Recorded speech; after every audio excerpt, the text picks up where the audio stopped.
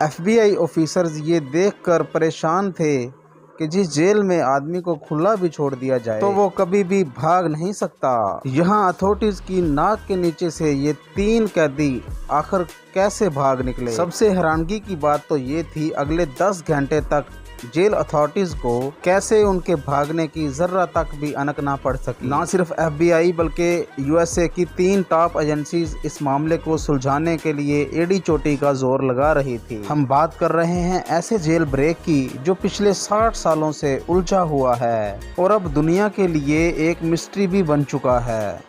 हमारे official channel पर एक बार फिर से खुश आमदीद। नाजरीन, बजबी कोशन में मौजूद ये छोटा आइलैंड है तो सिर्फ 22 एकड़ पर फैला हुआ, लेकिन यहाँ दुनिया के खतरनाक तरीन मुजरमों को रखा जाता था। अल्कट्राज के नाम से फेमस ये आइलैंड समंदर में ये एक बहुत बड़े पत्थर पर बना हुआ था। इसी वजह से इसको दी रॉक भी कहा जाता है। एक तो ये आइलैंड दूर दूर तक पानी से घिरा हुआ है, दूसरा उसकी प्रोटेक्शन के लिए 15 फीट की दीवार भी खड़ी की गई है। जेल सार्जेंट की 24/7 मॉनिटरिंग के साथ साथ, क्योंकि ये बजबी कोशन के ओपनिंग में मौजूद है, तेज हवाएं और ऊंची लहरें इस आइलैंड को हमेशा घेरे रखती हैं। इन सब कंडीशन को देखते हुए 1934 में इसको फेडरल पर्सन डिक्लेयर कर दिया था, जहां हद से ज़्यादा सिक्योरिटी दी जाती थी। इन शॉर्ट, अगर यहाँ कोई भी आ गया तो खुद से निकलना यहाँ से मुमकिन नहीं था।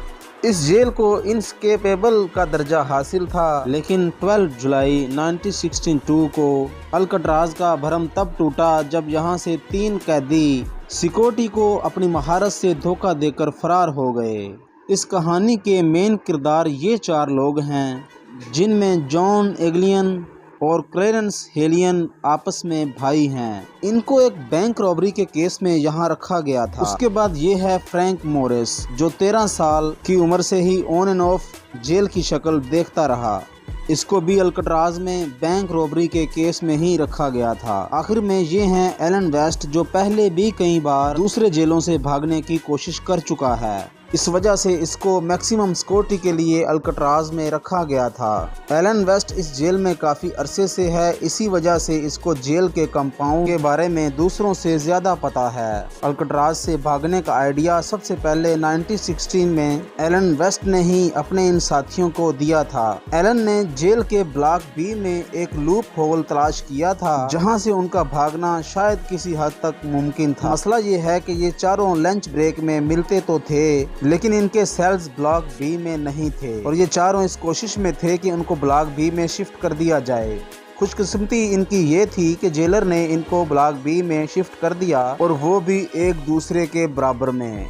इनका एक टारगेट तो पूरा हो चुका था। चारों कैदी एक ब्लॉक में शिफ्ट हो चुके थे। अगले 4 सालों तक ये चारों अपने अपने ही सेल्स में क्या खिचड़ी पकाते रहे, इनकी किसी को भी कानो कान खबर तक ना पड़ी। 12 जुलाई 1962 को रूटीन के मुताबिक सुबह 7 बजे जेल स्टाफ तमाम कैदियों को उठाने के लिए निकले। असेंबली में काउंटिंग की गई तो इनमें 3 कैदी मिसिंग थे। जब तमाम स्टाफ ने सेल्स को दोबारा चेक किया तो ब्लॉक बी में एंगलिन ब्रदर्स में फ्रैंक मोरिस को अपने ही बेड पर सोया हुआ पाया। उनको ये बात बिल्कुल भी नॉर्मल ना लगी और उन्होंने सेल्स के अंदर जाकर उनको उठाने की कोशिश की। इसी दौरान वो देखते हैं कि उनके सेल्स में सिर्फ उनके बेड पर डमी हेड पड़े थे। जी हाँ, वो तीनों भाग चुके थे। उन्होंने सूप, प्लास्टिक और कंक्रीट के मिक्सचर से बना ये डमी हेड रख दिया था। उनमें से एक हाथ लगने की वजह से जमीन पर गिरकर टूट गया और वो इस फोटो में भी देखा जा सकता है। इस मंजर को देखकर पूरे जेल स्टाफ के होश खता हो चुके थे।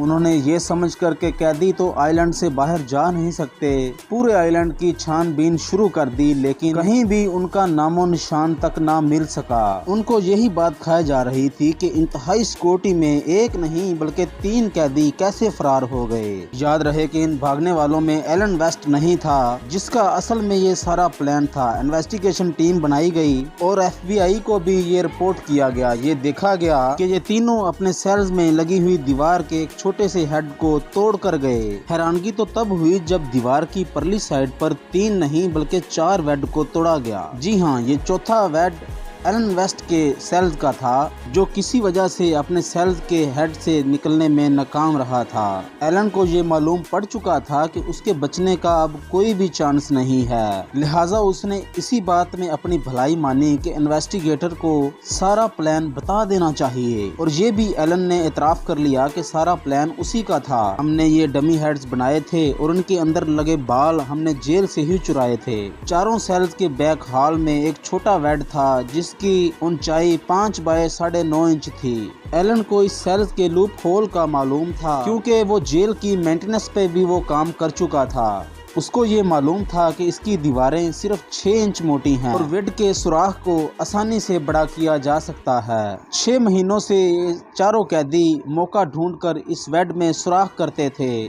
اس ویڈ میں وہ چمچوں کی مدد سے کام کرتے تھے اور آخر میں جیل سے انہوں نے ایک موٹر کی مدد سے ایک ڈرل مشین بھی بنائی تھی جس کو چلاتے وقت اس کی آواز کو بند کرنے کے لیے اپنے کوئی نہ کوئی سامان آگے رکھ دیتے تھے تاکہ اس کی آواز کسی بھی طریقے باہر نہ جا سکے، اور یہ سارا کام خاص طور پر میوزیکل ہارس کے درمیان کیا جاتا تھا جب جیل بلاک میں کافی شور شرابہ ہوتا ہے۔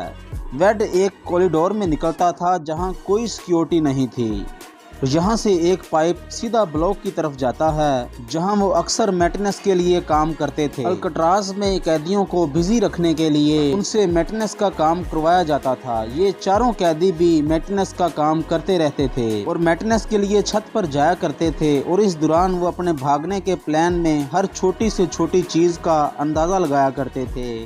چھت سے وہ ایک اور پائپ یوز کر کے نیچے اترے اور ایئرلینڈ کی 15 فٹ فینس سے کود کر وہ بھاگ نکلے۔ انہوں نے اپنی ساری تیاری پوری کر رکھی تھی، ربڑ ریڈ کورس کو جوڑ کر اپنے لیے ایک سیفٹی رافٹ بھی پہلے سے ہی بنا رکھی تھی، اور یہ سامان جیل سیکورٹی کی طرف سے ان کو دیے جاتے تھے جو یہ بہانے سے اکٹھے کیے جاتے تھے۔ اس کے علاوہ انہوں نے ربڑ سے اپنے لیے ایک جیکٹس بھی بنائے تھے جس کو پہن کر وہ پانی میں ڈوبنے سے بچ جائیں گے۔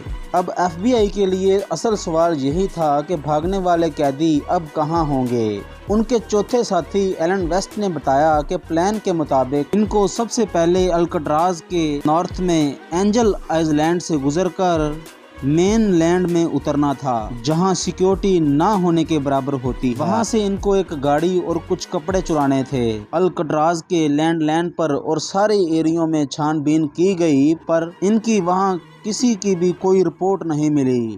امپوسیبل سیکیورٹی کو چکمہ دے کر بھاگنے والے قیدیوں کو سمندر نکل گیا یا ایلن ویسٹ ایف بی آئی کو اپنی کہانی میں چکمہ دے رہا تھا، ان تینوں کا کہیں کوئی نام و نشان نہیں مل رہا تھا۔ بلاک بی کی چھت پہ موجود فٹ پرنٹس جہاں یہ ساری چیزیں بنائی گئی تھی، وہ سیکرٹ ورک شاپ اور جن پائپ سے لٹک کر وہ نیچے اترے تھے ان پر پیروں کے نشان، یہ دیکھ کر اس چیز کا اندازہ ہو گیا کہ ایلن ویسٹ کی کہانی جھوٹی نہیں۔ اب ایف بی آئی کے ساتھ ساتھ ایک اور ایجنسی اور اس کے ساتھ ایک اور یو ایس مارشل سروس کو بھی اس کیس میں شامل کر کے سمندر میں ان قیدیوں کو ڈھونڈنا شروع کر دیا، اور ان کو نہ ہی کوئی قیدی ملے اور نہ ہی کوئی بلٹ پروف جیکٹس ملی اور نہ ہی کوئی رافٹس۔ اب یہ کیس اس چیز سے ہٹ کر ایک مسٹری کیس بننے جا رہا تھا، اور اگلے 4 دنوں میں ایک پولیس کو لکڑی سے بنا ہوا ایک پیڈل ملا جو کہ مانا جاتا ہے کہ اس رافٹ کا ہی پارٹ ہے۔ اس کے بعد ریم کوٹ سے بنے 2 بیگز بھی ملے جس میں قیدیوں کا پرسنل سامان جیسا کہ فیملی فوٹو اور لیٹر وغیرہ بھی موجود تھے۔ اس سے یہ اندازہ لگایا گیا تینوں قیدی زندہ میرلینڈ پر نہیں پہنچے۔ یہ آئٹمز ایسے ہیں جس کو کوئی بھی قیدی آسانی سے نہیں چھوڑتا، اور کوئی بھی ڈیڈ باڈی مرنے کے بعد پانی میں نیچے نہیں رہتی بلکہ 2 دن بعد اوپر آ جاتی ہے۔ لیکن اگلے کئی مہینوں تک انویسٹیگیشن ٹیم کو نہ تو کوئی باڈی ملی نہ ہی کوئی باڈی پارٹس۔ ایک تھیوری یہ بھی ہے کہ تینوں قیدی رافٹ کے ذریعے سے تیر کر کنارے پر پہنچ گئے ہوں گے، کیونکہ 1962 میں اس گیم کے بعد ایف بی آئی نے اینگرس برادر کی فیملی پر کڑی نظر رکھی ہوئی تھی۔ ان کے ایک بھتیجے ڈیوڈ نے ایف بی آئی کو بتایا اور کرینز کے بڑے بھائی نے مرتے وقت اپنی بہن کو بتایا کہ ان کے بھائی صحیح سلامت موجود ہیں اور وہ ان کے ساتھ کانٹیکٹ میں ہیں۔ کئی فیملیز نے ایف بی آئی کو یہ بھی بتایا गया कि फैमिली में छोटे बड़े दिन पर दो खवातीन अजीब से मेकअप में फैमिली में देखी गई हैं। तो शायद वो जॉन और उसके भाई ही भेस बदल कर आते हों, लेकिन उसके बाद वो दोनों खवातीन कभी नजर नहीं आई। इसके बाद इस स्कैम के 15 सालों बाद